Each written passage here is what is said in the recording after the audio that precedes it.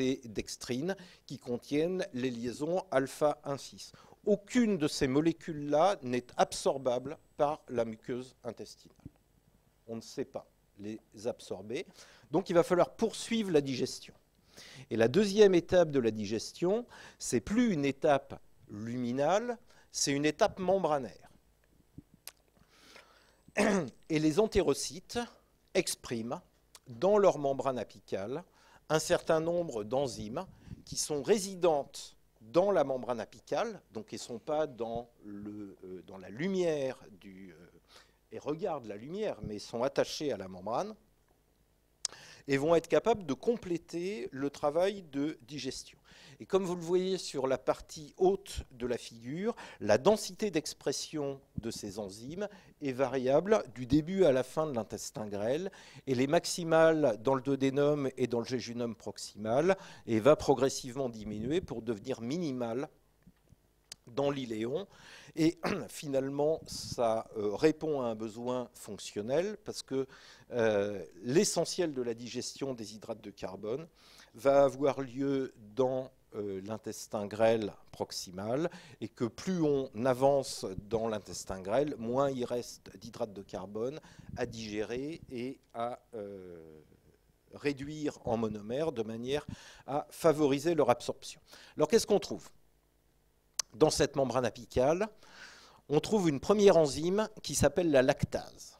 Alors, la lactase, c'est assez facile de deviner à quoi elle sert. La lactase, elle est ici pour hydrolyser le lactose et en faire une molécule de glucose et une molécule de galactose, qui, elles, vont pouvoir être absorbées, on va voir comment dans une minute, par la muqueuse intestinale. On trouve ensuite un complexe enzymatique qui est formé par une première enzyme qu'on appelle la sucrase et une deuxième enzyme qu'on appelle l'alpha-dextrinase ou isomaltase. La sucrase, comme son nom l'indique, elle est capable de digérer le sucrose ou saccharose et de libérer une molécule de fructose et une molécule de glucose. Et l'isomaltase, elle a cette propriété unique d'être capable d'hydrolyser les liaisons alpha-1,6. Donc tout ce qui n'avait pas pu être digéré sous l'influence de l'alpha-amylase dans la lumière de l'intestin va devoir, et qui comporte des liaisons alpha-1,6, va compter sur l'isomaltase pour poursuivre la digestion et fournir des monomères de glucose.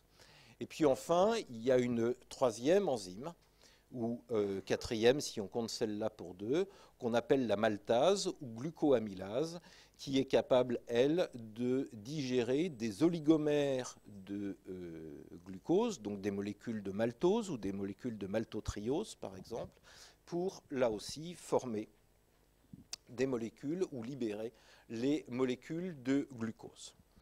Alors, en règle générale, et quand on est en bonne santé, on a des activités enzymatiques de chacune de ces enzymes qui sont largement suffisantes pour faire face aux quantités d'hydrates de carbone que l'on ingère, ce qui fait qu'on peut finalement digérer et permettre l'absorption de beaucoup plus d'hydrates de carbone que ce dont on a besoin, ce qui évidemment va poser un problème nutritionnel si on consomme régulièrement plus d'hydrates de carbone que ce dont on a besoin, parce qu'ils vont être absorbés et ils vont pouvoir aboutir à produire de l'énergie ou à être stockés sous forme de molécules énergétiques. Donc je vous ai mis ici un exemple de ce qui va arriver à une dextrine. Donc on a au départ un hexamère de glucose qui contient des liaisons alpha-1,4 et puis à cet endroit-là, une liaison alpha-1,6. Donc la première étape, ça va être de faire cette première hydrolyse. Cette première hydrolyse peut être faite par la glucoamylase, par exemple. Celle-ci aussi, et puis on va arriver à cette molécule, à la liaison alpha-1,6, et comme je vous l'ai dit, la seule enzyme qui est capable d'hydrolyser cette liaison alpha-1,6, c'est l'alpha-dextrinase, Une fois qu'elle a agi, on est dans une configuration qui est plus simple, puisqu'on a maintenant une molécule de maltotriose, et la molécule de maltotriose peut être digérée par la sucrase ou peut être digérée par la glucoamylase ou isomaltase. Et finalement, à chaque hydrolyse, on libère une molécule de glucose et on peut absorber tout ça. Donc ensuite, il faut absorber. Et pour absorber, il faut des protéines particulières dans les membranes des cellules, parce que les cellules ne sont pas naturellement perméables au glucose, et sont perméables à pas grand-chose d'ailleurs, de manière naturelle, tant qu'elles n'ont pas les protéines qui permettent aux molécules de franchir les membranes. Alors, on va trouver dans la membrane apicale des entérocytes deux protéines majeures d'absorption des produits de digestion des hydrates de carbone, une molécule qui a un cotransport sodium-glucose ou sodium-galactose, c'est indifférent, le glucose et le galactose partagent le même site sur le transporteur, donc l'un et l'autre peuvent être transportés de manière indifférente, en même temps qu'est transportée une molécule de sodium, et vous avez compris, j'espère, que ce qui va énergiser cette réabsorption couplée de sodium et de glucose ou de sodium et de galactose, c'est le gradient électrochimique qui existe pour le sodium, qui résulte du fait que la concentration de sodium dans le cytosol est nettement plus basse que celle qui existe à l'intérieur de la lumière, et que, par ailleurs, il existe une différence de potentiel transmembranaire avec un cytosol qui est négatif par rapport au domaine extracellulaire. Et ces deux facteurs, le gradient chimique et le gradient électrique, favorisent l'entrée de sodium. Et la molécule de sodium qui rentre, eh bien, elle permet l'entrée en même temps, soit d'une molécule de glucose, soit d'une molécule de galactose. Donc c'est un transport qu'on appelle secondairement actif, et ce qui est à l'origine de la création du gradient transépithélial et finalement de la différence de potentiel transmembranaire, c'est l'activité de la NAK-ATPase.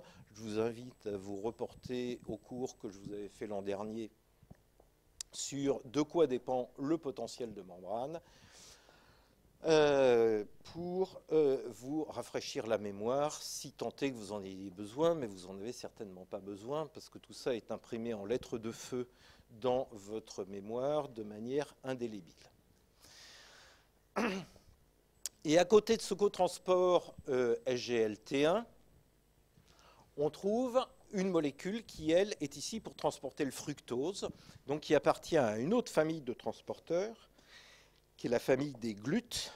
Et en l'occurrence, c'est GLUT5 qui est exprimé dans la membrane apicale et qui, elle, va permettre le transport facilité de fructose de la lumière de l'intestin vers l'intérieur de la cellule. On connaît assez bien le KM du cotransport SGLT1 pour le glucose ou pour le galactose, et le KM est de l'ordre de 2 millimoles par litre. Le KM, c'est la concentration de glucose qui va permettre l'activation, 50% d'activation maximale du transporteur si le sodium n'est pas limitant. En fait, le sodium n'est pas limitant, ou il est exceptionnellement limitant.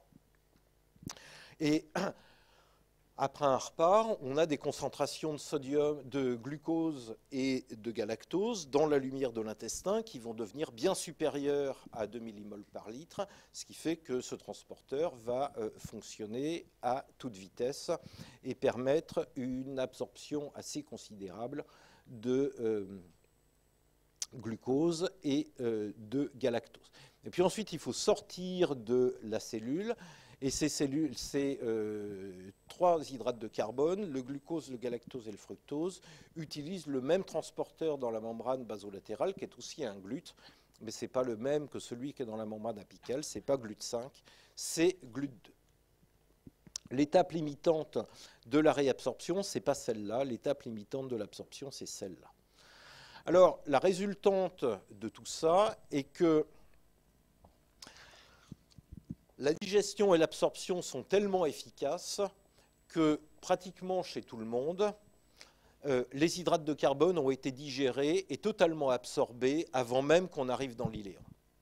Donc une partie est absorbée et digérée dans le duodénum. Et en moyenne, vous voyez, c'est de l'ordre de 30%, 40% de ce qu'on a ingéré qui est absorbé dans le duodénum. Et quasiment tout le reste est absorbé dans le jéjunum. Et la quantité d'hydrate de carbone délivrée à l'iléon chez un sujet normal est extrêmement réduite. Donc tout ça, c'est quand ça marche bien. Alors il y a des fois où ça ne marche pas bien. Et je vais vous donner, sans chercher l'exhaustivité d'ailleurs, un certain nombre d'exemples de situations au cours desquelles on va observer des malabsorptions de certains hydrates de carbone. Alors en commençant par quelque chose qui est extrêmement commun, qui est le déficit acquis en lactase. Le déficit acquis en lactase, ça concerne à peu près un habitant de cette planète sur 2. C'est très inégalement réparti selon la géographie, c'est-à-dire que c'est très fréquent en Asie et c'est très fréquent en Afrique. En revanche, c'est plus rare, nettement plus rare, dans les pays occidentaux. Mais au bout du compte, si on compte l'ensemble de la population, ça fait à peu près un sujet sur 2. Quand il n'y a pas de lactase ou pas assez de lactase, on va évidemment avoir une difficulté à digérer le lactose, c'est-à-dire l'hydrate de carbone principal qui est présent dans le lait. Et quand un hydrate de carbone n'est pas digéré, eh bien, il n'est pas absorbé et il reste dans la lumière. Alors, dans la lumière, il va avoir 2 conséquences. La première, c'est qu'il va se comporter comme une substance osmotiquement active. Un soluté qui ne peut pas franchir une membrane cellulaire, il exerce un pouvoir osmotique. Et donc, au fur et à mesure que le reste est réabsorbé, j'entends l'eau, les solutés, etc., la concentration de lactose à l'intérieur de la lumière intestinale va augmenter et le pouvoir osmotique lié à ce lactose va aussi augmenter. La deuxième conséquence, c'est que ce lactose va sortir de l'intestin grêle, ce qu'il ne fait pas habituellement, et il va arriver dans le côlon. Et dans le côlon, il va rencontrer des bactéries. Alors, il peut en rencontrer dans l'iléon aussi, parce que, comme je vous ai dit ce matin, il y a des bactéries dans l'iléon. Mais dans le côlon, ça, c'est certain, et il y en a beaucoup. Au fait, vous avez quel poids de bactéries dans votre tube digestif? 1,5. Comment vous savez ça? Votre père.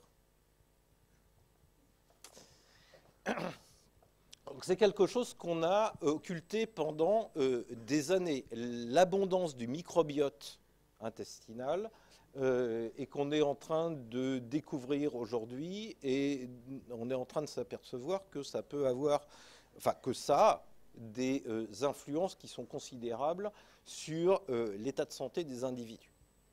Mais bon, on ne va pas en parler abondamment. En tout cas, le lactose, dans ce cas-là, il arrive dans la lumière du côlon et il rencontre des bactéries, y compris des bactéries qui sont capables d'utiliser le lactose. Donc, elles vont récupérer le lactose et le métaboliser. Et qu'est-ce qu'on fait quand on métabolise un sucre? On produit de l'eau, on produit du CO2 et on produit de l'énergie. Donc l'énergie, les bactéries sont très contentes, l'eau, elles en ont assez comme ça, et le CO2, il diffuse à travers la membrane des bactéries, et vous allez imaginer ce qui se passe. On a une substance osmotiquement active qui reste dans l'intestin, donc qui va séquestrer dans l'intestin forcément une quantité anormale d'eau et de soluté, plus une production de gaz. Vous voyez le tableau. On ballonne, on produit des bruits de filtration à l'intérieur de l'abdomen qui sont relativement peu élégants, et tout ça se termine par une grande diarrhée, obligatoirement, dans la famille des diarrhées osmotiques, et tant et si bien que les gens qui ont une intolérance acquise au lactose, ils ont observé empiriquement qu'à chaque fois qu'ils prenaient du lait, ce phénomène-là se produit, et ben donc ils ne prennent plus de lait. Et je ne sais pas si vous avez remarqué, mais quand vous allez dans un restaurant asiatique, on vous sert rarement des desserts à base de lait, par exemple. Ou alors, pas du lait de vache. Tout simplement parce que les Asiatiques chez qui ce phénomène est fréquent, pour beaucoup d'entre eux, font l'éviction du lait de leur alimentation. Alors quand je dis que cette malabsorption de lactose elle est acquise, je veux dire par là qu'elle n'existe pas pendant la première année de la vie. Et elle se développe ensuite.